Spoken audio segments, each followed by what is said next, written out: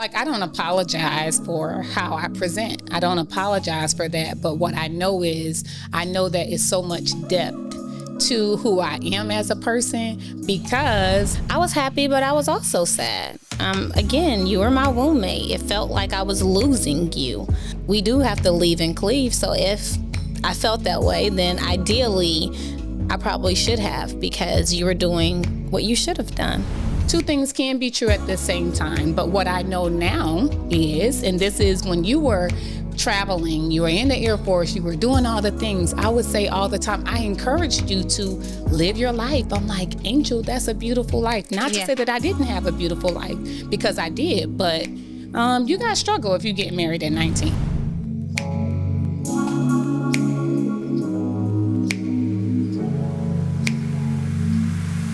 Hey y'all, I am so excited to have this conversation today with one of my most favorite people in the world, my twin sister, Angel. So today we will have conversation about faith, family, just overall how we grew up and what has really helped us become the women that we are today. So, Angel, if you had to use one word to describe our upbringing, what word would you use?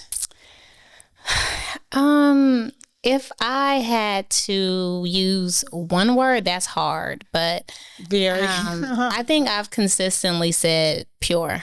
You know, our childhood was so pure. I think in any situation, right, we know the good, the bad, the ugly, but if you can just think back on it, and like, let's just say with mom and dad, you know. Yeah.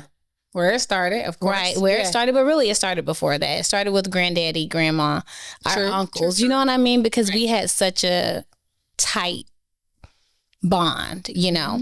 You can't tight-knit family. Yep, you can't really have one without the other. But on every juncture, I see purity.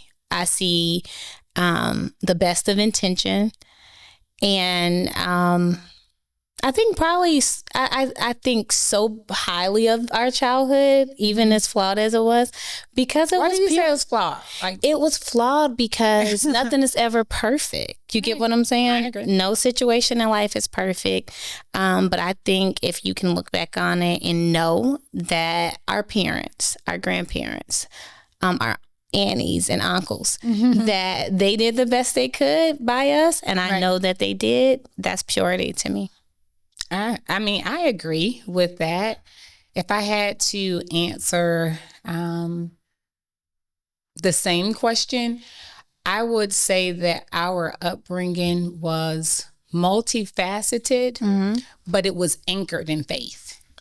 Right. So we had so many amazing elements of our family and just fond memories. You know, we had bonfires, you know, with granddaddy, you and I, we ate sugar cane, right? I remember those things, but like what just stands out the most to me is just how mom gave us the blueprint to really having a relationship with God. That's what I would say. I would agree with that. Obviously having a relationship with God, well, for us, it was a given. It really wasn't optional.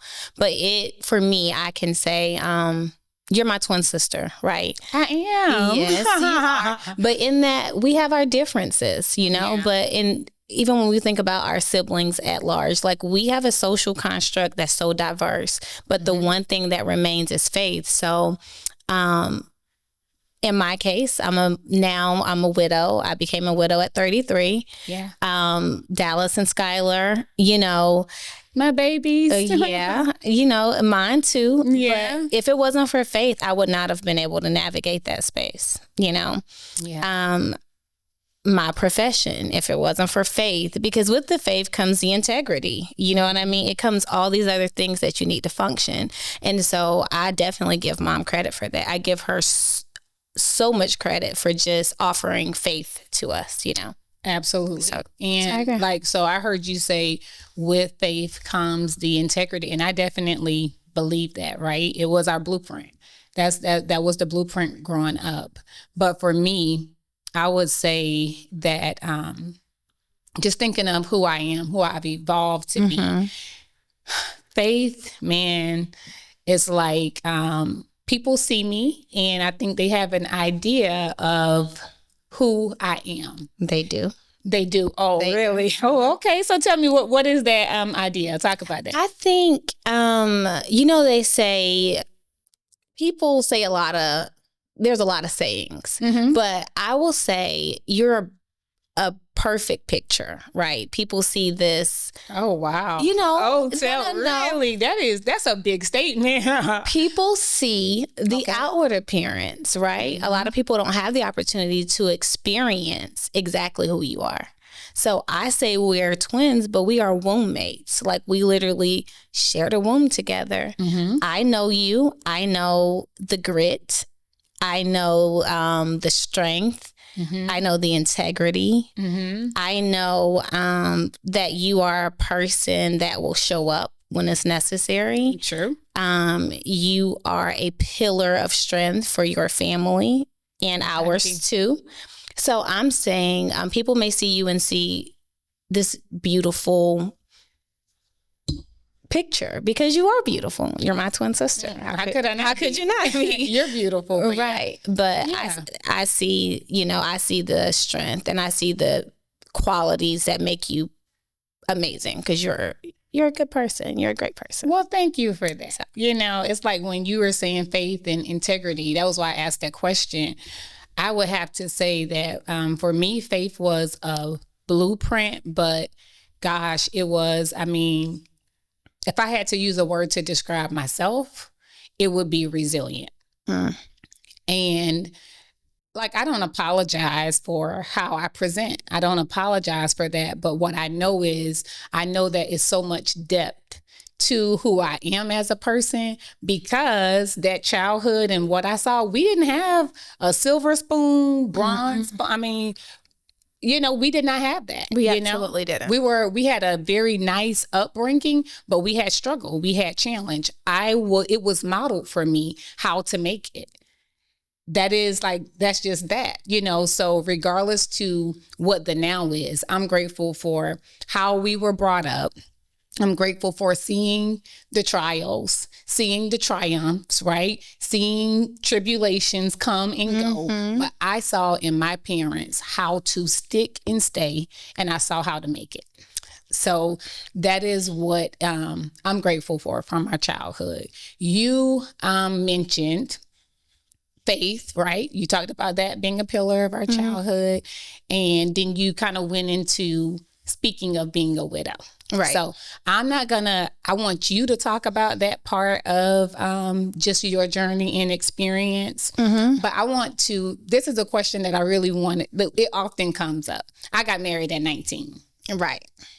So we are twins, of course, graduated high school together. We had this bond. Even in high school though, I would say after middle school, our personalities really started to pop out. Yep. I was kind of more, I don't want to say serious or whatever, but maybe I was. And you were very social, you were the cheerleader. I was on the flag guard. It was just our personalities, our interests kind of started coming out. I got married at 19. That, how did you feel about that? I know, but I want you to talk about how you felt about it. So, because, my saying, two things can be true at the same time. I was happy, but I was also sad. Again, you were my womb mate. It felt like I was losing you. Yeah. And we do have to leave and cleave. So if I felt that way, then ideally, I probably should have, because you were doing what you should have done.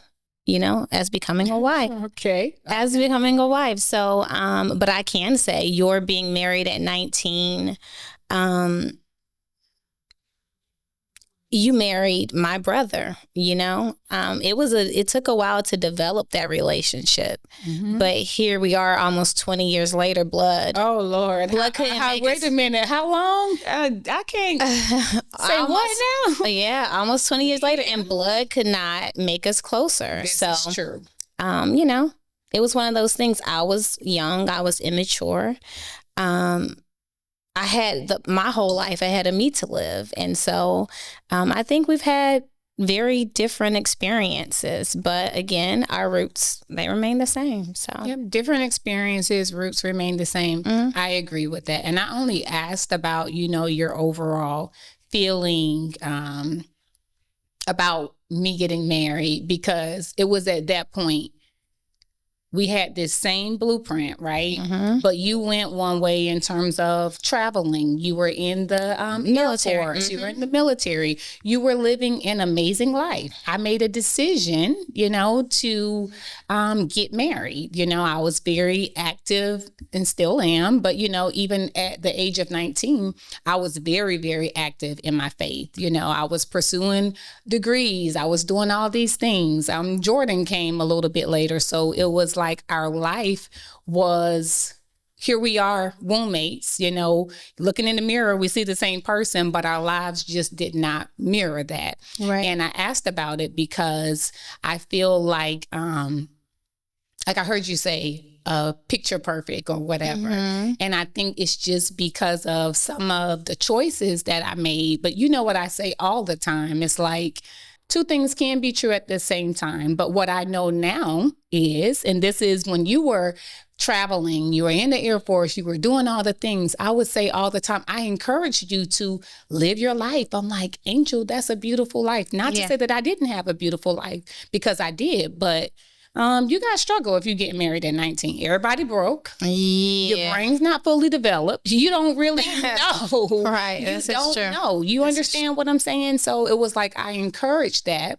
But then there was still this little dissonance because I had a life that I think to many people was, which times have changed a lot, but I had a life that to many people was the, I guess, way that you should get married. You should have kids and do those things. And I was encouraging you to do what you were doing. Right. And, everybody's evolution is going to be different. But I think, again, it goes right back to the first thing we talked about, which is faith.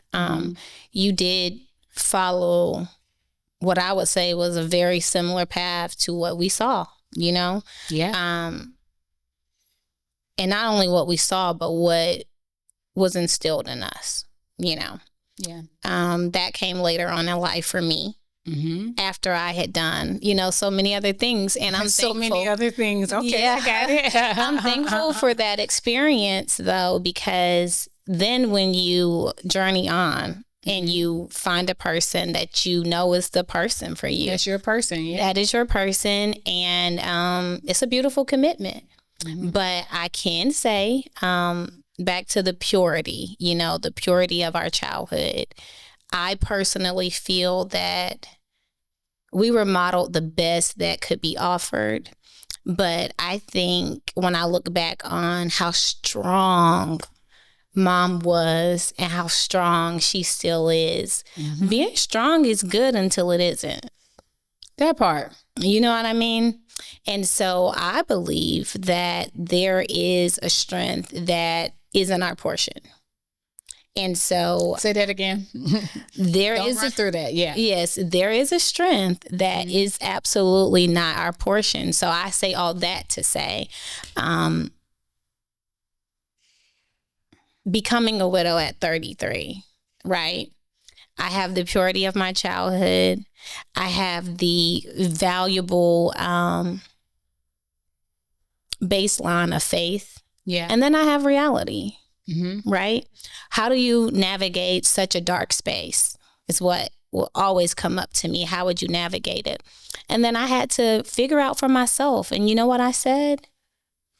I'm going to navigate it exactly how I do, right? Yeah, true. Some days I'm going to choose to, other days I won't. Right. And every day won't be the same. And so I believe that is what got me through that. Now being on the other side, because it's never over, that is a journey of 1,000,000 miles, and it literally starts unexpectedly, because again, we couldn't plan for what happened. But now the woman that you see, I am staying true. I'm staying true to my experiences. I'm staying true to my faith base. I am also staying true to Optimism, the optimism of knowing that I don't know everything. I'm not going to know everything. I'm not going to have all the answers. And that is, I think, the grace that comes with everything that we just talked about. I think that's the grace, and that's the space that I'm in now.